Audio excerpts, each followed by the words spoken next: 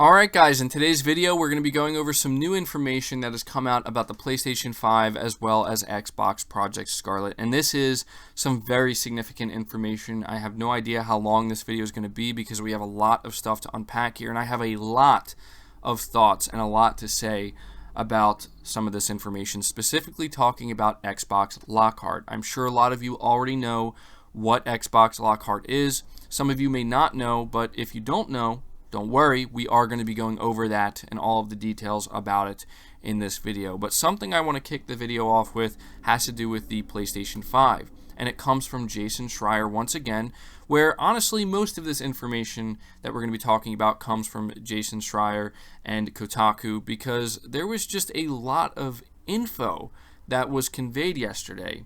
Not just about PlayStation 5 and Project Scarlett, but about Xbox Lockhart as well.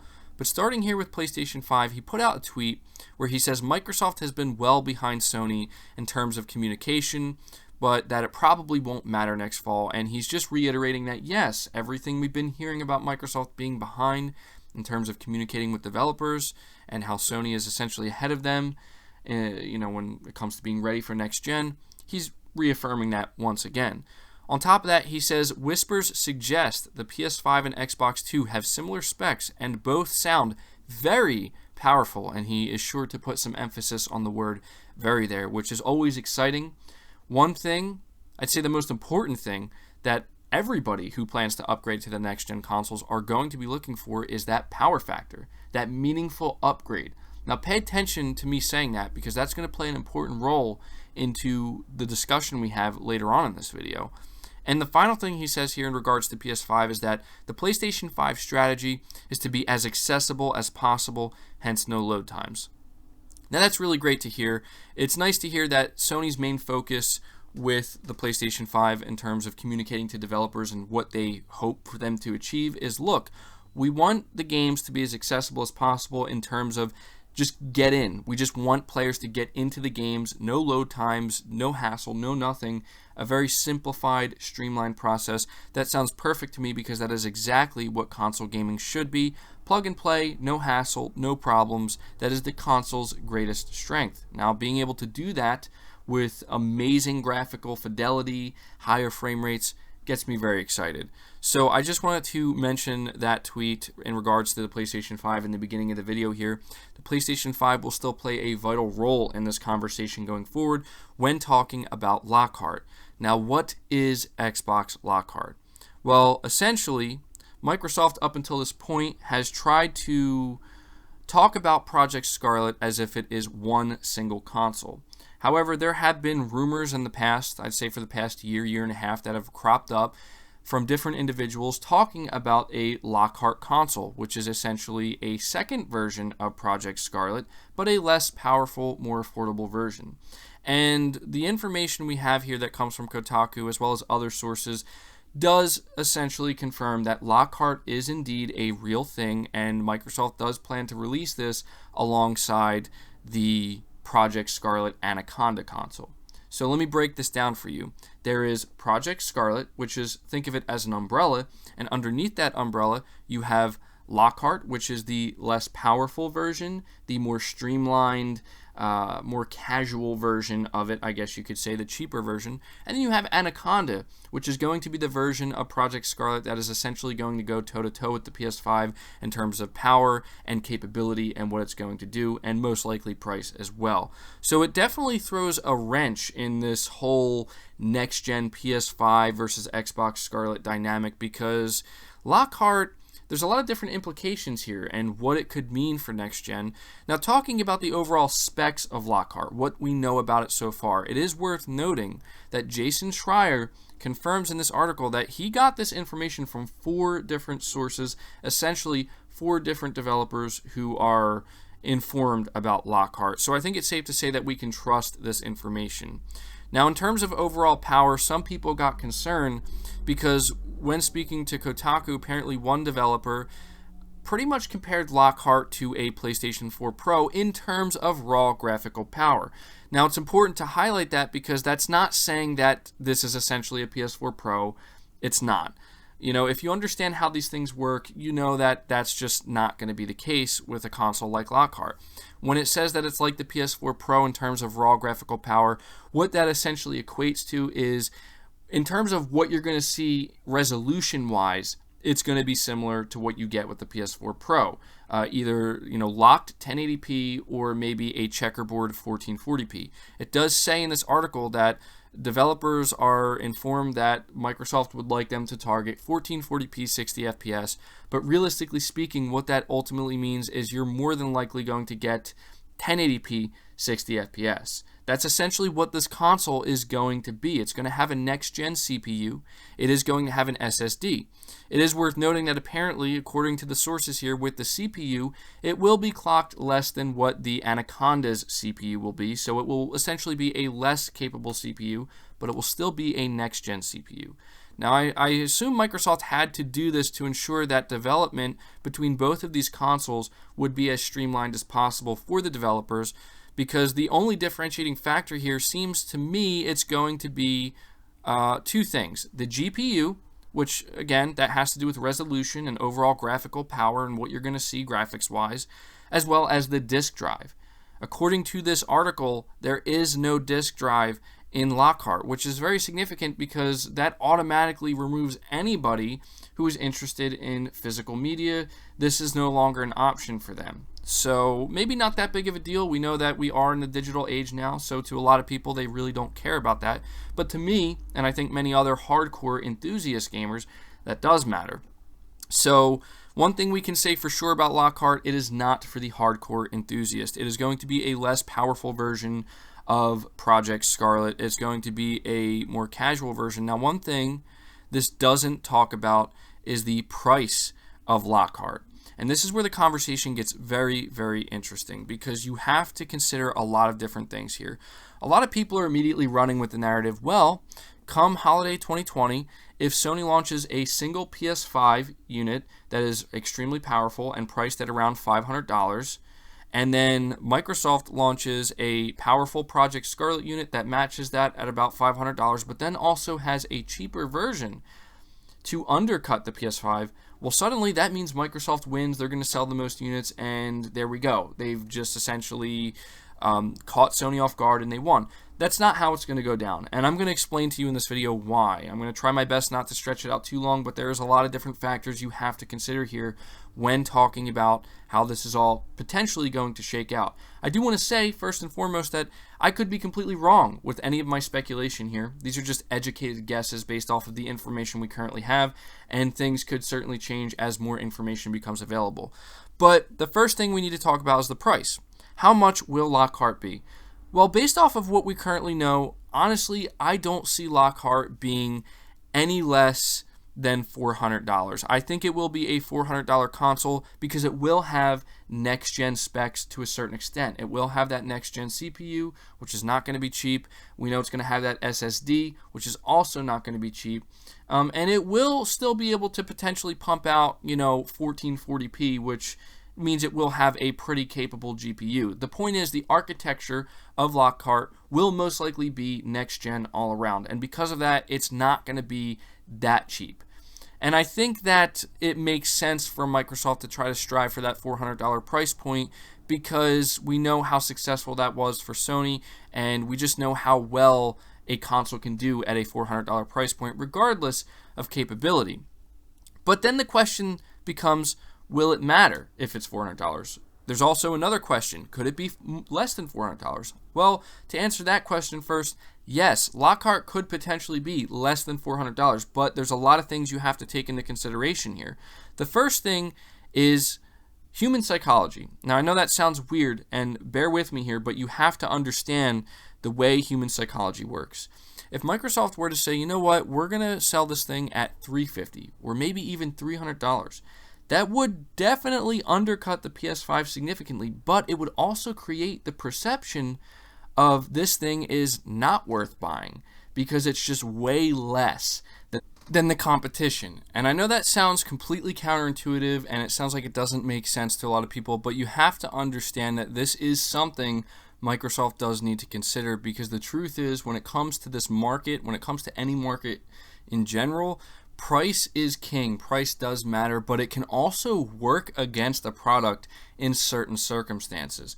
We know that the PlayStation 5 is already going to have a big advantage in many areas when it comes to the appeal it's going to have to gamers in general, and power will be a big part of that. But it's going to be interesting to see exactly what Microsoft plans to do with Lockhart, because a lot of people have the idea that this is a console that is meant for the casual gamer, and I'm not necessarily convinced that that's true, because if that was the case, then Microsoft, considering everything will be cross-gen, we know this. We know that most, if not all, third-party games within the first year of these consoles being out will be cross-gen, and we also know, and this is very important, that Microsoft plans to keep their games cross-gen for a little while after the launch of Scarlett as well. And what this means is that games like Halo Infinite and potentially others that are going to release after Halo Infinite from their first-party studios will release on not only Scarlett and Lockhart, but also the Xbox One X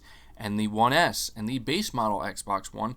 That's significant because the casual gamer, all they care about is getting access to their games. If they care about Call of Duty, you're going to be able to get that on the Xbox One S or the Xbox One X. You don't need a next-gen console to play those games. And if you're somebody who's interested in Microsoft's first-party games, well, now you don't have to worry about that either, because you're going to be able to get those games as well on your Xbox One S or One X if you currently own one. And even if you don't own one, by the time these next-gen consoles come out, they're going to be even cheaper than they are now.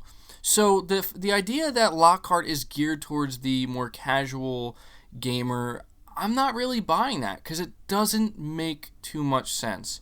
Something else you need to consider that I think backs my thoughts on this up is you have to think about the type of people who are going out there day one, or within the first 3 months, or even the first 6 months, or even the first year of these next-gen consoles being out on the market. Who are the people that are going out and buying these consoles? Do you think the casuals are? No, they're not. It's the hardcore enthusiast gamer. What does the hardcore enthusiast gamer care about, especially those who are willing to spend $400 or $500 on a next-gen console? They care about seeing that upgrade. They want to see that upgrade. And these are the people who are going to be spending that extra $100, $200, whatever it may be, to make sure they get all the bells and the whistles, to make sure that they get everything in that package that they're hoping to get. They want to see that next-gen upgrade. And so this is where you really have to question, who is this console going to be for? Right? I mean, to me it sounds like, if I had to guess what Microsoft's line of thinking is with Lockhart and releasing 2 versions of Project Scarlett in holiday of 2020, is they essentially want to have a console that is 4K 60, and they want to have a console that is 1080p 60. And I just don't know if that's going to matter, right? Because, I mean, maybe it will. I don't know. We're going to have to wait to see, but that's my line of thinking. That's why I think one will be 500, one will be 400. 500 gets you that 4K 60, gets you that, higher clock CPU and maybe some extra bells and whistles, and 400 gets you a next-gen machine, but it's just not going to be able to do 4K 60, but it will still do 60 the majority of the time. So it almost sounds like they're trying to go for people who maybe care about frame rates. So that's another reason why this may appeal to the hardcore gamer, not necessarily the casual. Casuals do not care about frame rates. They don't even probably know what that is. What they care about is just getting access to their games. And Microsoft already has that covered when it comes to third parties, obviously, because third parties are going to make their games cross-gen for a little while. But they're also covering it with their first party. So this is why I think that what this console essentially is, and what it's attempting to do, what it's going to attempt to do, is undercut the PS5, where Microsoft wants to be able to say, look guys, we have a next-gen console, it's part of the Scarlett family, and it's only $400, $100 less than that PS5. But there is one last factor here we need to discuss, because it will, in my opinion, make a big, absolutely huge difference. In fact, it could potentially be the difference maker in all of this. There's no doubt that if Microsoft can bring out a next-gen console, or a console that they can tout as next-gen, and sell it for $400, $100 less than the PlayStation 5, that will be very significant for them. In some ways, that could be a win for them. But the factor here, and the final factor that will be the difference maker is this. What does Sony plan to do with their exclusive games, with their first party exclusives or even second party exclusives? Whatever games they plan to release within the first year of the PlayStation 5 exclusively, what are their plans for that? That's going to be absolutely vital, because I will tell you that will be the differentiating factor. Again, we know third party games will be playable on basically the PlayStation 4, the PlayStation 5, the Xbox One, and Project Scarlett. So nobody's really going to care about that, right? Like, nobody's going to go out and buy a PlayStation 5 or an Xbox Scarlett because they want to play Call of Duty. I mean, some people might, but realistically, that's not what's going to sell these consoles. What's going to sell it at this point are the first-party games. And again, Microsoft has already let us know there are going to be no, as far as we know, unless they change their plans, no first-party titles, for a little while anyway, are going to be exclusive to just Scarlett. That's not going to happen. But we don't know if Sony plans to do the same thing. In fact, I would say Sony is actually planning on releasing games that are truly just exclusive to the PS5 day one with the PS5. Because you have to understand, their goal is getting as many people to move over from the PS4 to the PS5 as quickly as possible. And there's no way Sony could believe that they could achieve that without truly exclusive games. And that, in my opinion, is going to essentially render Lockhart useless in the eyes of a lot of gamers. I truly believe that, because there may be some people who are going to be like, you know what, Lockhart is appealing to me because I want that 60 FPS. There may be some people who are saying, I don't care about 4K, I just want 60 FPS, and it's a cheaper price point. But the majority of people, the majority of the hardcore enthusiast gamers, which again, we've already established, that's who Microsoft is appealing to. Unless there's something about Lockhart we just really don't know yet, that's who they're appealing to here. I'll tell you that most people are just going to say, you know what, I'm going to go with the PlayStation 5. It's $100 more, and I will have access to games that I can't get anywhere else. And those games are going to be pushed to the absolute limit because they're being developed exclusively for a single piece of hardware, that being the PlayStation 5. That's another aspect we didn't even discuss in this video. What about development? Now, scalability is not seemingly going to be a problem for the Scarlett family of consoles between Lockhart and Anaconda. But that doesn't mean developers aren't annoyed by it, right? That is one thing that we have been hearing. Low-key, though, I will say, is that developers are a little bit concerned, like, wait, are we going to have to target this lower-end model when developing our next-gen games as well as the higher-end? Well, for a lot of third-party developers, maybe that's not a big deal because they already were planning on targeting the base Xbox One and the base PS4. But eventually they're going to want to move on from that, and a lot of developers were hoping to just fully utilize the entire horsepower that is a true next-gen console. And now, with Lockhart, they're not really going to be able to do that. But maybe they could, because we know the architecture between Lockhart and Anaconda will be similar. But there's no doubt it will create more work for the developers. I mean, it's just the simple fact of developers having to, work on two different consoles versus one.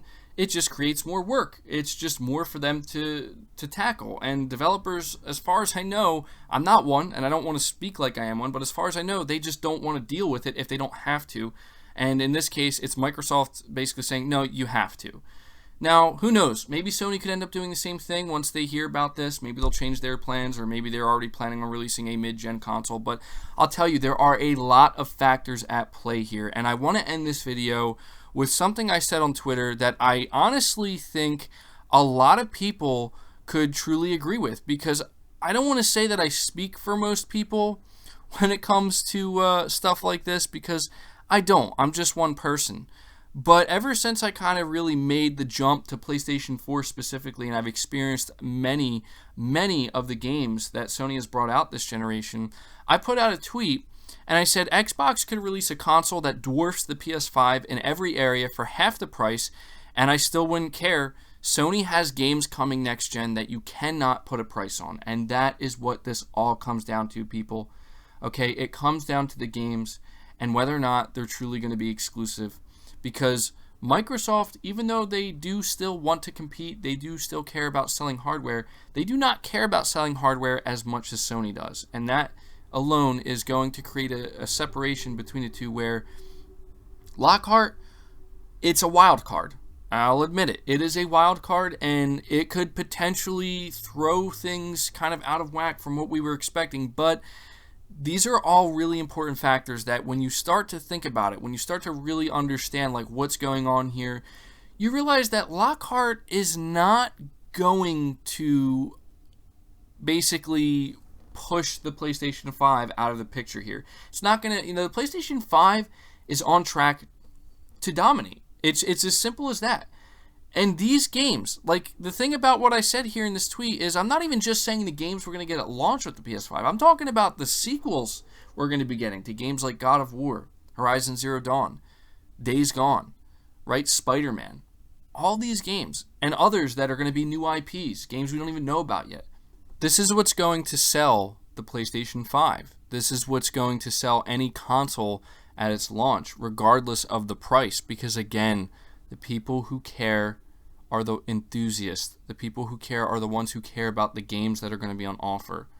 And there's no getting around the fact that no matter what Microsoft does in terms of next gen, when it comes to the pricing of their console, the power factor, there's no getting around the fact that Sony will have exclusive games, and that ultimately will make the PlayStation 5 more valuable. And people will see that, and they will gravitate towards that. This has been proven. Sony has proven this throughout each generation, especially with the PlayStation 4.